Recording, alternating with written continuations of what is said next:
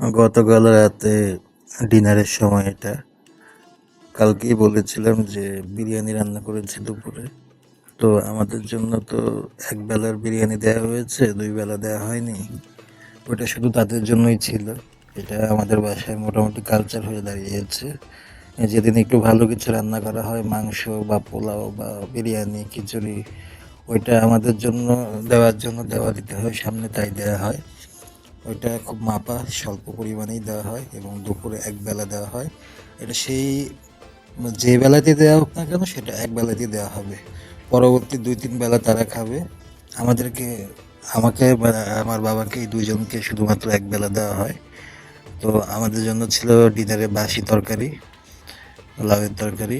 মাছটা খুব গন্ধ গন্ধ ছিল। আমি নেওয়ার পরে ভাত মাখানোর পরে আর খেতে পাচ্ছিলাম না। আমি ভাত প্রথমেই খুব অল্প করে নিয়েছি এবং প্রচণ্ড গরম ভাত। এই ভাতটা দেওয়ার জন্য আমাদেরকে রাত 12টা পর্যন্ত বসিয়ে রেখেছে। তারা 10টা বাজে, 10:30 বাজে হাজব্যান্ড ওয়াইফ বাচ্চা কাচ্চা মিলে খাওয়া দাওয়া সেরে ফেলেছে। আমাদেরকে তো দুপুরে বিরিয়ানি দিয়েছিল, তারাও রাত্রেবেলা বিরিয়ানি খেয়েছে, পরবর্তীতে ওইটা রেখে দিয়েছে, পরে আরও খাবে। মানে বলতে গেলে 2 দিন তারা ওইটা দিয়েই খাবে। আর আমাদেরকে রাত্রেবেলা এটা দিয়েছে। এই খাবারটা দেওয়ার জন্য আমাদেরকে রাত 12টা পর্যন্ত, 12:15 পর্যন্ত বসিয়ে রেখেছে। এরপরে দিয়েছে এই আগুন আগুন গরম ভাত, তার সঙ্গে এই ফ্রিজে রাখা বাসি তরকারি। মাছটাও যেন কেমন গন্ধ গন্ধ লাগছিল। ভাত নিয়ে আমি পড়ে গেছি বিপদে। এত অল্প ভাত নিয়েছি, তারপর আমি ভাত ফ্যান ছেড়েও মাখাতে পারছি না। মানে হাত পুড়ে যাচ্ছে, এরকম গরম। চুলা থেকে নামিয়ে এই 12:15 বাজে ভাত দিয়েছে। তারা খাওয়া দাওয়া শেষ করে ঠান্ডা মাথায় সব কিছু সেরে তারপরে আমাদের দুইজনের জন্য ভাত বসিয়েছে চুলাতে। সেই ভাত আমাদেরকে দিয়েছে 12:15টার দিকে। ওই ভাত নিয়ে তারপরে আর মাখাতে পারছি না, মানে এত পরিমাণ গরম। তারপরে মাছ খেতে গিয়ে দেখি যে মাছের ভিতরেও কেমন যেন একটা পুরনো পুরনো একটা বাসি বাসি গন্ধ। এখন ওই যে বললাম, আমার বাবার তো বিশেষ ক্ষমতা আছে, উনি এগুলো কীভাবে যেন খেয়ে নেয় বা ঠেলায় পড়েছে বলেই হয়তো বা খায়। আমি আবার এসব পারি না। তো আমি মাছ কোনো মতো একটু শেষ করে ভেবেছিলাম যে ডাল নিব। ওই ডাল নিতে গিয়ে দেখি যে এই ডালটা দিয়ে আমি ভাত মাখিয়ে ভাত ফেলে দিয়েছিলাম গতদিন, এর আগের দিন, সেই ডালটাই রেখে দিয়েছে। এরপরে আমি আর সেই ডাল নেওয়ার মতো আর কোনো সাহস করিনি। আমার কাছে মনে হচ্ছিল যে এই ডাল নিয়ে আমি আর খেতে পারবো না আজকে। তার মধ্যে গতকাল রাতে আমার জ্বর ছিল, মানে আমার গত কয়েকদিন ধরেই জ্বর। মুখে এমনিতেও তেমন কোনো স্বাদ নেই, হয়তো বা ভালো কিছু হলে সামান্য একটু ভাত খেতাম। এই মাছ নিয়ে আমি যতটুকু ভাত নিয়েছি ততটুকুই শেষ করতে পারছিলাম না। মানে আমি কিভাবে এটা শেষ করব, কিভাবে গলা দিয়ে দিব, আমি চিন্তায় পড়ে গেছি। এর আগেও ভাত নষ্ট করেছি গত পরশুদিন, কালকেও আবার ভাত নষ্ট করলাম, পরবর্তীতে ভাত মাখিয়ে ফেলে দিলাম। Good afternoon. আজকে বাইরে কিছুটা রোদ আছে। কালকে বৃষ্টি হয়েছে, রাত্রেও বৃষ্টি হয়েছে, কিন্তু সকাল থেকে বাইরে খুব রোদ দেখা যাচ্ছে। যদিও শুনেছিলাম যে মে মাসের 5 তারিখ পর্যন্ত নাকি এরকম বৃষ্টি থাকবে, কিন্তু আমার কাছে মনে হয় যে বৃষ্টি থেমে যাবে। আমি আসলে বৃষ্টিটা হলেই খুশি, কারণ যে পরিমাণ গরম, বৃষ্টিটা হলেই একটু শান্তি।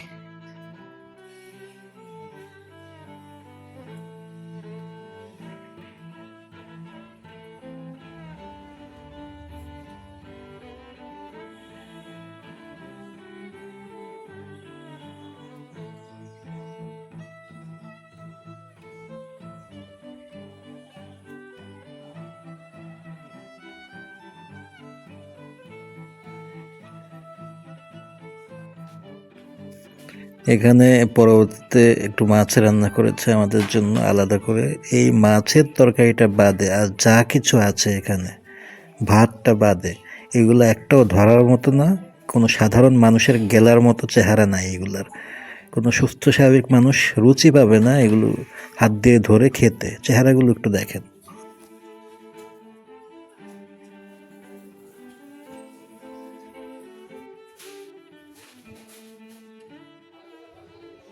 এই যে বিরিয়ানি রান্না করেছে কালকে, আমাদেরকে দুপুরে মেপে মেপে 1 প্লেট করে বিরিয়ানি দিয়েছে। সে তারটা বিশাল বড় পাতিলে রেখে দিয়েছে। এটা সে আগামী 2-1 দিন খাবে, আজকে রাতেও খাবে। দুপুরেও খাবে বাইরে থেকে এসে, আর আমাদের জন্য গামলা। এমনিতে যদি নর্মাল মুরগির মাংস রান্না করতো তাহলে হতো কি, আমাদেরকে 2 বেলায় মুরগির মাংস দেওয়া লাগতো। এখন বিরিয়ানি রান্না করলে লাভটা কি? বিরিয়ানি রান্না করলে লাভটা হচ্ছে ছোট ছোট টুকরা করে মাংসকে দেওয়া যাচ্ছে। মাংস নর্মালি যতটুকু আমাদেরকে দেওয়া লাগতো তার চাইতে অনেক পরিমাণে কম দেওয়া লাগছে।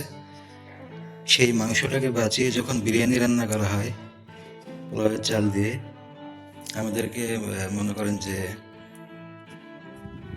2-3টা বা 4টা টুকরা দিয়ে একজনের খাওয়া শেষ, এবং 2 বেলা দেওয়াও লাগছে না। কিন্তু এমনিতে যদি সে মুরগির মাংস রান্না করতো তাহলে কিন্তু মাছের মতো 2 বেলায় দেওয়া লাগতো। ওইভাবে মাংসটা বেশি খরচ হতো আমাদের পেছনে, তার থেকে বাঁচার জন্য এইভাবে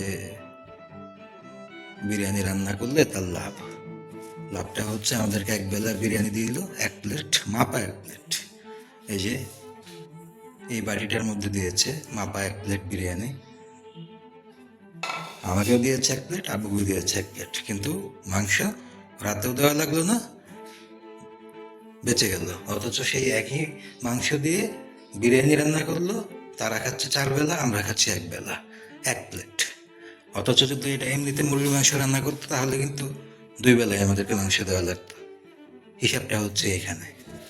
আর কালকে দুপুরবেলা বললাম যে বাসায় লেবু আছে, লেবু থাকার পরেও লেবু দিচ্ছে না।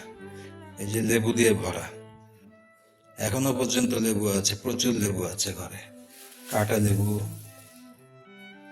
আস্ত লেবু, বিভিন্ন ধরনের লেবু আছে। কিন্তু কখনো কোনো মাংস রান্না করলে বা কিছু করলে কখনো আমাদেরকে লেবু দেওয়া হয় না। কাঁচামরিচটা পর্যন্ত চেয়ে চেয়ে খেতে হয়।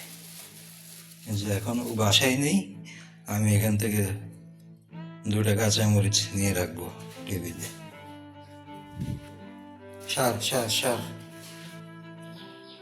সামান্য একটু আদা নিয়েছি, মাঝে মাঝে আমি একটু চিবিয়ে খাই আদা, ঠান্ডা সর্দি লাগে। এই হলো আমাদের বাসায় কারচুপি, মানে এইভাবেই চলে সব কিছু। হ্যাঁ, এখানে আমি আগেই বলেছি যে এক একজনের জন্য এক একটা আলাদা আলাদা মেনু হয়, সব কিছু এখানে আলাদা, এবং প্রত্যেকটা জিনিসের পেছনে ছোটোখাটো চাল থাকে, ছোটোখাটো পলিটিক্স থাকে। এই যে এই ভাত রান্না করে রেখেছে কালকে, গামলা ভরা ভাত, এখানে আমাদের 2-3 বেলার ভাত আছে। মানে এই ভাত শুধু আমরাই খাবো, আমি আর আমার আব্বু, এই 2জন এই ভাতটুকু শেষ করবো। এই ভাত রান্না হয়েছে কালকে, তারা এই ভাত খাবে না, তারা রাত্রেবেলা বাইরে থেকে খাবার নিয়ে আসবে, এবং এই বিরিয়ানি আছে এগুলা খাবে।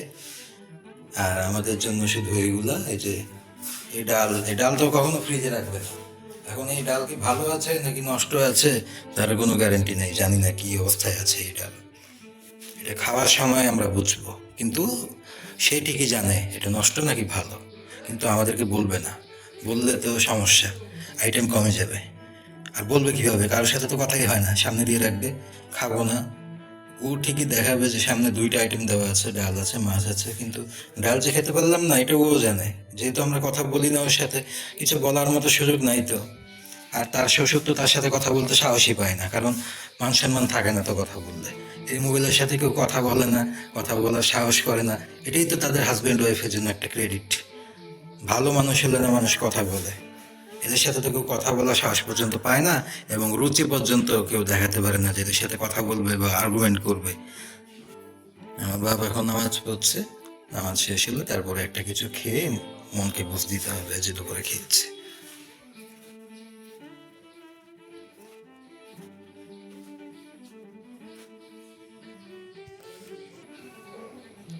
এটা হচ্ছে রায়ার খেলনা, জিনিসটা কিন্তু দেখতে ভালোই।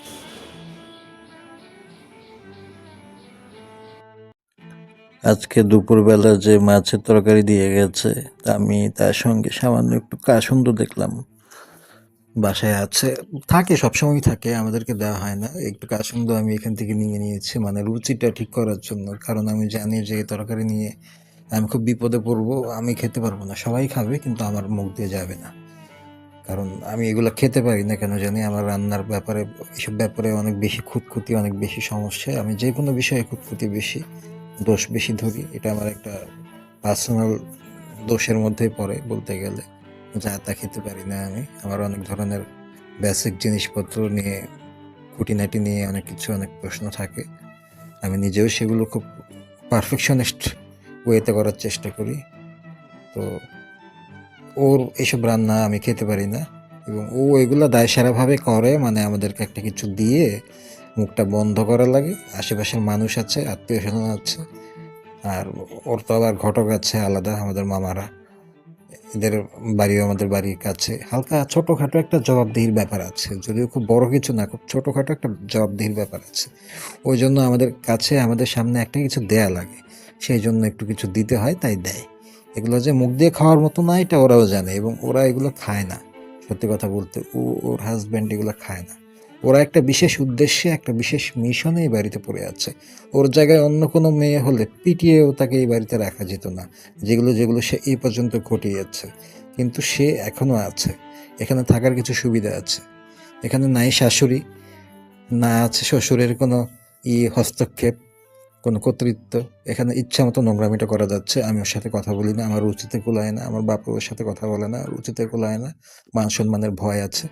ওর স্বামী ওকে কন্ট্রোল করতে পারে না। বিভিন্নভাবে ও রাজত্ব করতে পারছে, এখানে নোংরামি করতে পারছে। এই উদ্দেশ্যেও এখানে পড়ে আছে। এই জন্য আমাদেরকে কিছু খাবার সামনে দিতে হয়, তাই দিয়ে যাচ্ছে আর কি কোনো মতো।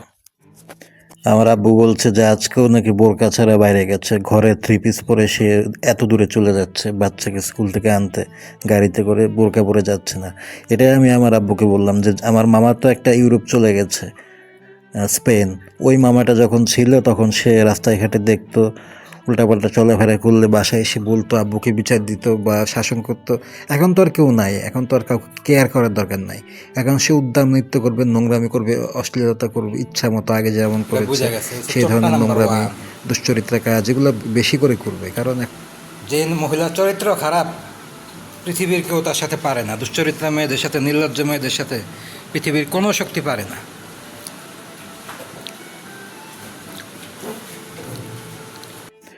ওই মামাটা কোনো মতো ওকে কন্ট্রোল করতে পারতো, এবং সে বাসায় আসলে ও কিছুটা পারফেক্ট থাকার চেষ্টা করতো, এবং মাঝে মাঝে মাথায় একটু কাপড় দিত, একটু নর্মালি চলাফেরা করতো, এবং ভয় পেত, কারণ কিছু হলে আমার বাবা তাকে বিচার দিত। আর বাকিরা তো সব ভবঘুরে, তাদের কাছে বলে লাভ নেই। বাকি দুই যে মামা আছে তারা রুচিশীল, ভদ্র, তারা খুব ভালো মতো জানে এটা একটা বাজে মেয়ে, ওর সাথে আমাদের হবে না, তারা কথাও বলে না, এবং তারা এই বিয়ের সঙ্গে জড়িতও ছিল না। আরেকজন আছে, উনি তো এই মেয়ের উকিল বাপ, সে আর কী করবে, তার তো কিছু করার নাই, তার একটাই কাজ আছে এই মেয়ের পক্ষ নেওয়া। এটাই আব্বুকে বললাম যে এখন ওর আসল রূপটা বের হবে, এখন বোরকা ছাড়া না, এখন সে আগের মতো নোংরামি করবে, নষ্টামি করবে, আগে যা যা করতো। ঘরের একটা সতী 3 পিস পরে সে এখন বের হয়ে যায়, নির্লজ্জ মহিলা। আগের মতো পরিবেশ থাকলে এটা নেওয়া কত কথা হইতো, কত কিছু হইতো। এখন জানে যে একদিন টেস্টিং করে দেখছে, শরীরটাকে বানাইছে, বোঝে না, মনে গরু ট্যাবলেট খায়, কোথাও বিয়ার সিয়ার খায়, এমন শরীর মানুষে বানায়, মানুষের মতো দেখা যায়। কী খায় বানাইছে আল্লাহ জানে। আমি তোর দিকে তাকাই না, আমার ঘৃণা করে তাকাইতে। হঠাৎ হঠাৎ চোখ পড়ে যায়, পিছন থেকে দেখি ও মানুষের মতো শরীর বানাইছে, কিন্তু মানুষের কাতারে ভরে না। কি কোনো নেশা টেশা করে নাকি গরু ট্যাবলেট খায় আল্লাহ জানে। বাজে মহিলার কোনো ভরসা নেই তো এগুলার। নির্লজ্জের মতো বাইরে হয় ই ছাড়া। জামাই জানলেই বাকি, জামাই থাকলে নাটক শুরু হয়ে যাবে, ওই দিন বোরকা বিন্দা যাইব। এগুলোকে উঠতে বইতে দিত সব, তাহলে না ঠিক হইতো। জামাই থাকলে জামাইয়ের লাগে বোরকা বেরো যায়, তো একলা বাইরে হইলে বোরকা কই থাকে তোর। পর্দার মতো জিনিস, যার চরিত্রের ঠিক নাই, যার স্বভাব ঠিক নাই, তার আবার কিসের পর্দা, তার আবার কিসের বোরকা? এগুলো তো খালি অভিনয়, বাসায় থাকতে হয় এই কারণে। আগে মামার আর দেখতো রাস্তায় ঘাটে যখন তখন, বাসায় তো কইতো, একটা মিনিমাম কেয়ার আছিল। এখন গেছে গা বিদেশ, এক্সাম, ইউরোপ, যারা আছে তারা তো এইসব বিষয়ে না কি বলায় না। বাজে মহিলার সাথে কে কথা বলবে? এখন সে উদ্দাম নৃত্য করবো, অশ্লীলতা করবো, নগ্নতা আরও ভালো মতো করবো। এটা আর একমাত্র সম্ভব।